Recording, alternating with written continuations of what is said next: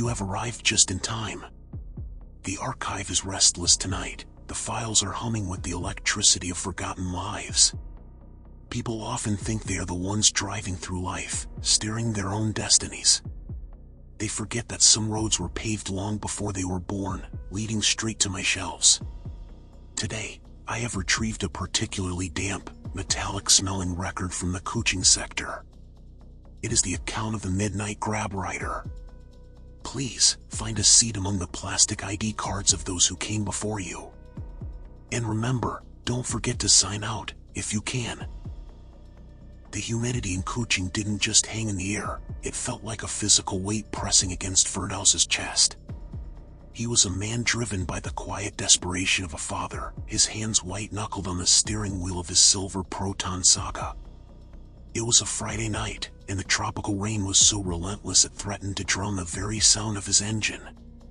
His eyes were bloodshot, staring at the glowing Grab app. He was 3 rides short of his daily incentive, the money he needed for his daughter's school fees. The streets between Samarahan and Pending were empty, save for the flickering neon of closed petrol stations and the rhythmic, hypnotic slap of his windshield wipers. At exactly 2 a.m., the silence was shattered by the piercing shrill of a high-fare booking notification. Firdaus's heart leapt. The fare was triple the standard rate, enough to end his shift immediately. However, the pickup point sent a chill down his spine, the old gate. He checked the digital map, the GPS pin pulsed in a dark, forested area near the Samarahan Heart Centre, a place where the streetlights had long since failed.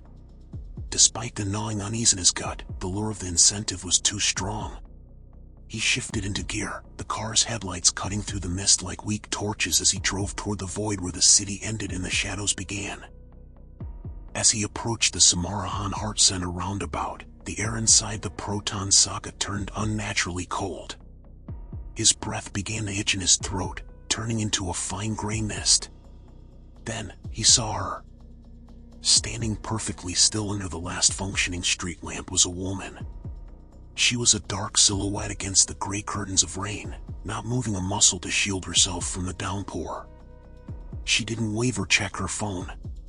She simply waited, an ancient fixture of the landscape that hadn't been there a moment before. Firdaus slowed to a crawl, his headlights illuminating the hem of a dark baju kurung that seemed to absorb the light. The passenger door didn't just open, it glided on its hinges as if the car were welcoming a long-lost owner.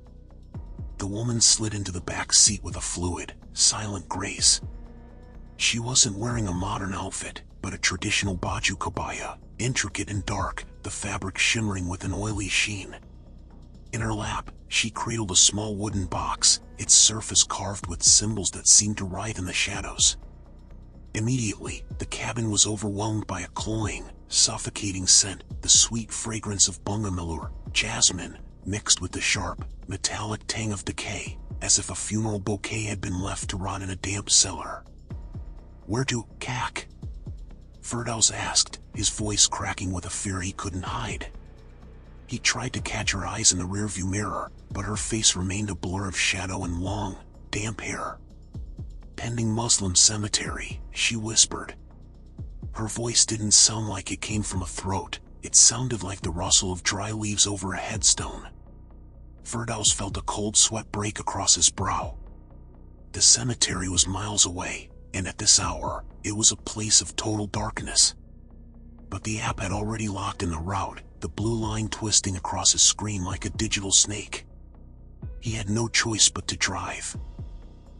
As they drove, the familiar sights of Kuching began to dissolve. The shops, the signs, and the houses were replaced by towering, ancient trees that leaned over the road, their branches clawing at the car's roof. The GPS began to glitch violently, the map spinning in circles before displaying a road that appeared on no modern satellite feed. Firdaus tried to turn back, but every turn he took led him deeper into the jungle. The road beneath his tires changed from asphalt to crushed bone-white gravel, and the rain turned into a silent, thick fog that swallowed the world beyond his bonnet. The silence in the car became a physical pressure. The only sound was the rhythmic clicking coming from the wooden box in the woman's lap. To Firdausa's horror, the box seemed to be pulsing, expanding and contracting as if it held a beating heart. The scent of jasmine grew so thick he began to choke, the floral aroma turning into the smell of wet earth and ancient dust. He glanced back for a second and saw a thin, black liquid oozing from the lid of the box, staining the woman's baju kabaya. She remained perfectly still, her gaze fixed on the back of his head. Desperate for a sense of reality, Firdaus adjusted his rearview mirror to look at the woman directly. His heart nearly stopped. The back seat was empty. In the reflection, the worn fabric of the Proton's upholstery was clear, and the rain was visible through the rear window, but there was no woman, no box, and no shadow. Gasping, he spun his head around to look at the physical seat. She was still there, a solid, terrifying presence in the corner of his eye. Every time he looked in the mirror, she vanished. Every time he looked directly, she was there, her head tilting slowly toward him. Suddenly, the car's electronics went haywire. The passenger-detected sensor on the dashboard began to beep frantically, the red light flashing in sync with Firdaus's panicked heartbeat. The car groaned, the rear suspension dipping low as if an invisible weight, hundreds of kilograms, was pressing down on the back seat. The dashboard display flickered with static, and for a brief second, the digital clock displayed not the time, but a series of dates: 1941, 1942, 1945. The beeping grew louder and faster, a mechanical scream echoing through the cramped cabin.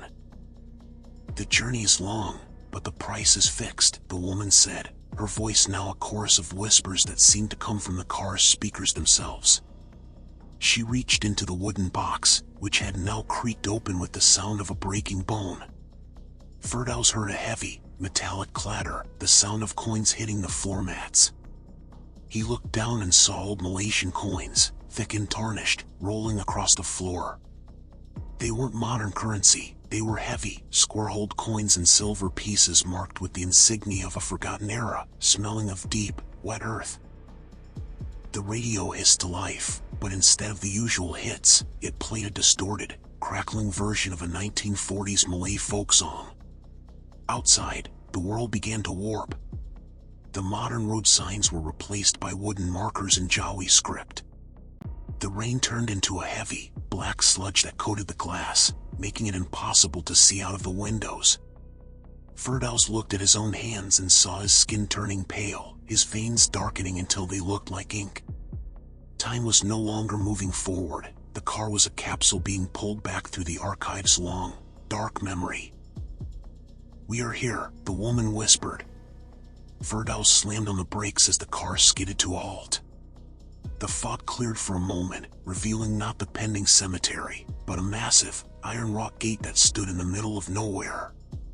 On the seat next to him, the wooden box was now wide open, overflowing with exactly RM13 in old 1940s coins. He realized with a sickening jolt that this wasn't payment for a ride home, it was the one-way trip fare for a record being returned to its shelf. The coins felt freezing to the touch, and as he looked at them, his own memories, his daughter's laugh, his wife's face, began to flicker and fade like a dying light bulb. Firdaus stepped out of the car, his movements stiff and mechanical. He wasn't in Kuching anymore. He was standing on a narrow strip of asphalt that ended abruptly at a cliffside. Below him wasn't a drop into a canyon, but an infinite abyss filled with billions of filing cabinets and glowing blue folders, the 13th floor archive. The woman stood at the edge, her baju kabaya fluttering in a wind that didn't exist. She pointed toward the abyss, and Firdaus felt an irresistible pull, his body becoming lighter, his very essence turning into paper and plastic. He tried to scream, but no sound came out. His body was dissolving into a cloud of fine, white dust that swirled into the shape of a rectangular card. The woman caught the card in her pale hand. She looked at it, a Malaysian ID card with Firdaus's face, frozen in a look of eternal exhaustion. She placed the card into the wooden box and snapped the lid shut. The car, the coins, and the woman vanished in a burst of jasmine-scented mist, leaving only the sound of the infinite archives fans humming in the dark. Days later, the Sarawak police discovered the silver Proton saga. It was parked at a dead-end road in the Samarahan jungle, the doors locked and the engine still warm, though the battery was dead. There was no sign of Firdaus. When they forced the door open, they found no struggle, only a faint scent of jasmine and exactly RM13 in old 1940s coins on the seat. Lying on the dashboard was a brand new ID card. It featured Firdaus's photo, but the name was missing. The date of birth was 1920, and the date of issue was 1945. He had finally hit his quota. He was now a permanent record in a library that never sleeps. Some debts are paid in gold, others in memories. Firdaus thought he was working for his family, but in the end, he was only working for me. The archive always finds a way to fill its vacancies. Before you start your engine tonight, I suggest you make sure you check your back seat before you lock your doors. You never know who, or what, might be waiting for a lift. Now, leave. And do subscribe. It would be a shame if your record was the only one missing from our collection.